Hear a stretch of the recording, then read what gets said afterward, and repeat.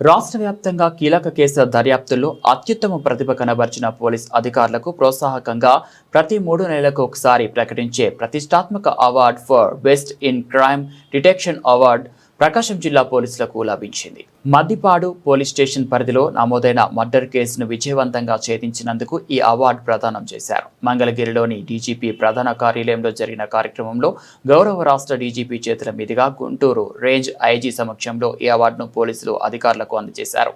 ఈ కార్యక్రమంలో రాష్ట్ర సిఐడి డీజీపీ కూడా పాల్గొన్నారు. 2024 జూన్ 23న మద్దిపాడు మండలం దొడ్డవరపాడు గ్రామ పరిధిలోని కపిల్ లేఅవుట్ ఫ్లాట్స్ వద్ద సుమారు 14 ఏళ్ల బాలిక మృతదేహం కులిన స్థితిలో కనిపించడంతో వీఆర్ఓ దండేల మౌనిక ఫిర్యాదు మేరకు మద్దిపాడు పోలీస్ స్టేషన్లో కేసు నమోదు చేశారు.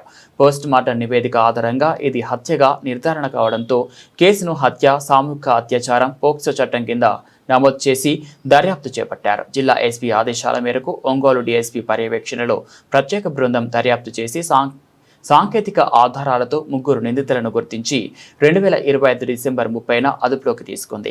విచారణలో వారు బాలికపై అత్యాచారం చేసి గొంతు నులిమి హత్య చేసినట్లు ఒప్పుకున్నారు. ఈ కేసు దర్యాప్తులో అత్యుత్తమంగా పనిచేసిన పోలీస్ అధికారులకు అవార్డుతో పాటు నగదు బహుమతులు అందజేశారు.